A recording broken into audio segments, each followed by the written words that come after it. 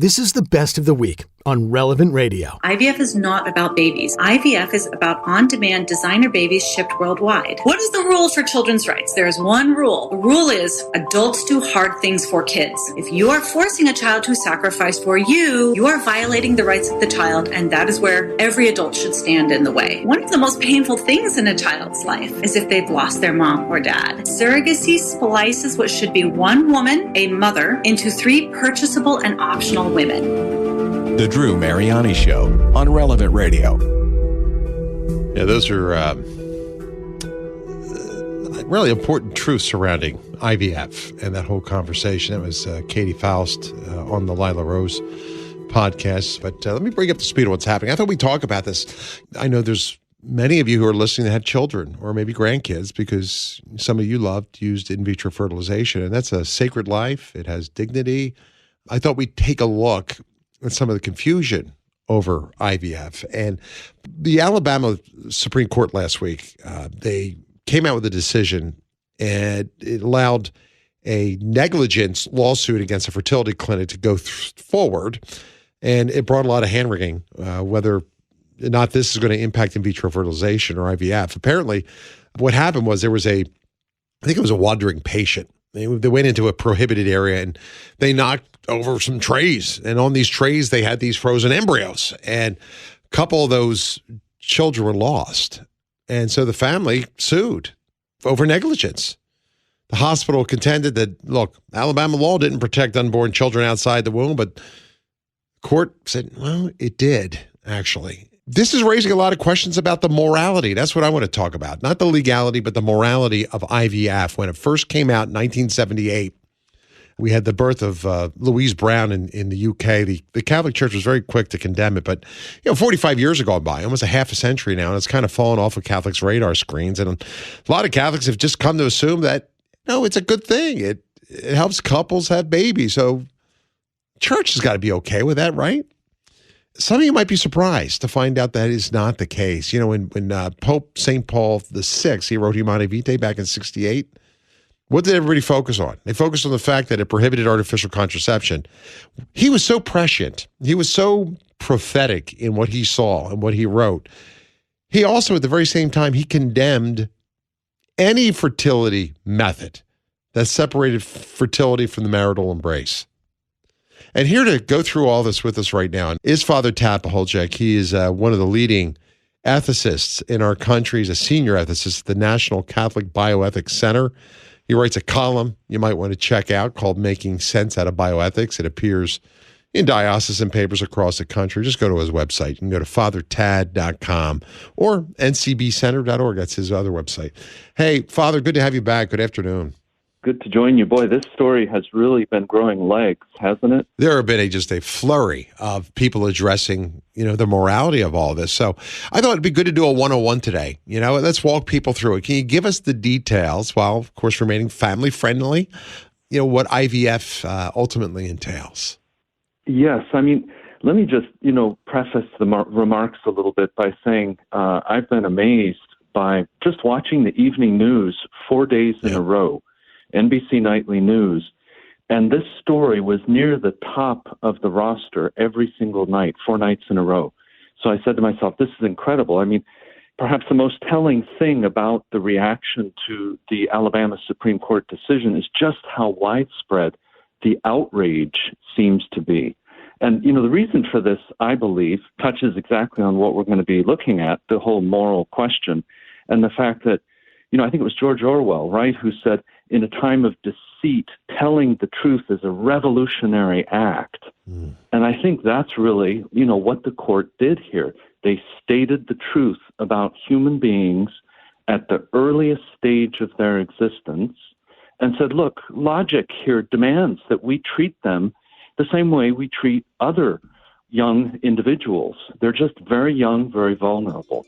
This story has opened up a lot of discussion around something that has, for the most part, I think not gotten much airtime. It's the kind of thing, as you implied in the opener, people have gotten used to it. They've gotten accustomed to it. It's sort of gone by the wayside, and everybody thought, oh, that's past history. And this, offers us the opportunity to really look at a fundamental kind of injustice that is going on in pretty much every major city in our country. The manufacturing of human beings, the production of human beings in glassware. And of course, that's never where any of us are entitled to be brought into existence. We should be loved into existence through that body-to-body self-giving of husband and wife. That loving embrace is the only way to respect our origins. So I think this is, the core issue. And I think a lot of people, of course, understand intuitively, there's some other collateral damage here that we should all be very worried about, which is, for example, the fact that you typically create extra embryos. And these embryos tend to be frozen if they're not implanted. And so many families have children on ice. And this is a hugely awkward situation that they realize later sometimes that, they wish they hadn't gone down that path. And, it also involves a kind of violation of our sexuality here. The treatments for the man and the woman, these steps involve problematic steps to basically hand over your sex cells so that somebody who you pay a fee to will produce your children for you. So these are, in outline, some of the key moral issues that the church from the beginning has emphasized. This is dehumanizing. It's not the way that human life should be brought into the world. And we owe it to our own children to make sure that they're protected from coming into the world in this fashion. So often you'll have in vitro fertilization babies born, and then when they're born, they have to think about, do I have brothers and sisters who either were thrown away during the process or who are left behind in the cryogenic storage units at these different fertility clinics.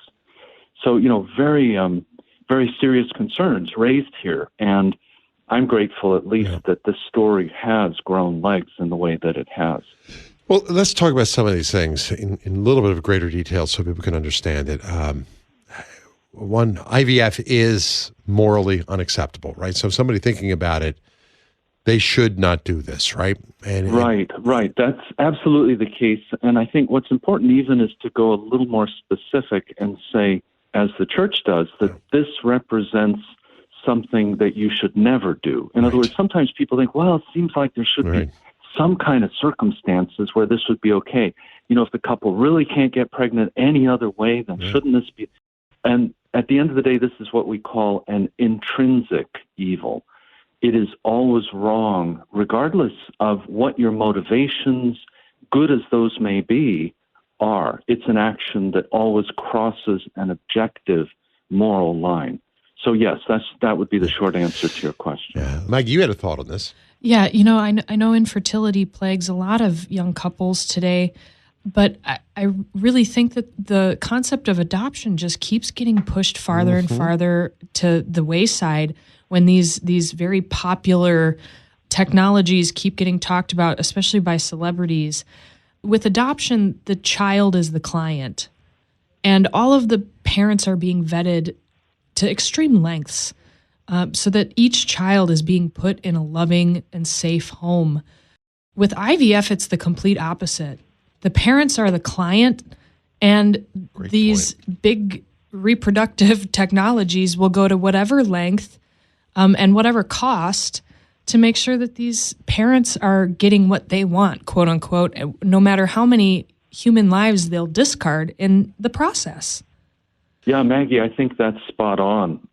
Really, the customer is always right in IVF, and children are pawns who are being utilized really throughout this process and, suffering grave injustices along the way. So that's entirely correct. And in a good adoption protocol, I mean, you're right, the child is sort of the centerpiece, and we're saying, all right, what are we going to do here to get a family for this child who needs to be adopted that's the best family we can find, and we're going to vet them in this way and vet them in that way? Absolutely. So that should be always our approach, that the child, especially because of his or her vulnerability, should be front and center, really, of the way we approach these questions. They're not an afterthought. They're not some kind of trophy. They're not some kind of possession. they're not a right that Amen. anybody can lay claim to. I think that's key to, clarify. Two other aspects I want to hit on that I didn't touch. One, the cost. It's not inexpensive to do this. And two, there's confusion if someone is created and develops in a test tube, how they're ultimately viewed. But your thoughts on those two issues? Yeah, I think the financial piece is important to acknowledge. That part of the pushback that we're seeing here that's so outspoken, I think, is because we are now dealing with a multi-billion-dollar industry. And once you have that much money at play, it really gets hard to see the moral and ethical lines with clarity. So there's strong pushback. I suspect this Alabama Supreme Court decision is going to, undergo a lot of tweaking following pressure from the industry, from the infertility industry. So that's one sad component of this. The other piece that you mentioned about, a lot of times people say, well, look, it's an embryo, it's in glassware, it's in a test tube. I mean, that's not really a human being. That location isn't the right location. And it's like, well, look, human beings can be in some very unusual locations, but they're still human beings, and they will require all kinds of support when they're in those other locations. I mean, for example, if you have a human being that's underwater, they'll need scuba equipment, or humans in the Arctic, they need heating. Right. And so humans, when they're very small and vulnerable, they may need to be frozen in order to be protected and preserved, because we're not able to grow them, for an extended period while they're in the glassware. But they're still human. They're just as human as those individuals underwater or in the Arctic. Reba is in Roseville, California. Hi, Reba. Good afternoon. Hey, I just wanted to share my story real quick for encouragement to others. So my husband and I met later in life. We got married. I was 34. We knew that we wanted kids. We started trying to start our family pretty early on, but it didn't happen right away. We went to a fertility clinic just to check my hormone levels and to see if there was a medical reason. At that time, they were kind of suggesting IVF, and we were both definitely against that. We tried naturally for a while. It didn't work. We gave up, and then 3 months later, it happened naturally. Wow. So we gave birth to a healthy girl. I had my first child at 36.